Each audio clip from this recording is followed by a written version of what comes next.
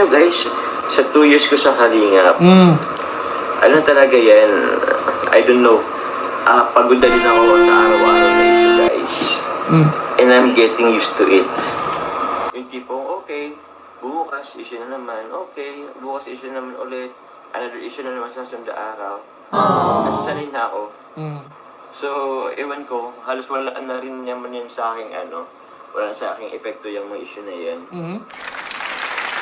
Kaya yun, hopefully kayo din po, huwag na lang kayong pa-apekto dyan.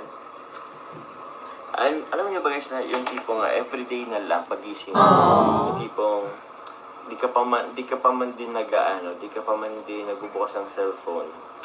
Sabi ko, yung tipong, ano naman kaya ang issue? Ano naman kaya ang mga mababasa ko sa mga GCTs? Alam niya po eh. Yung mga ganun. Parang ganun lang din talaga ang everyday life ko.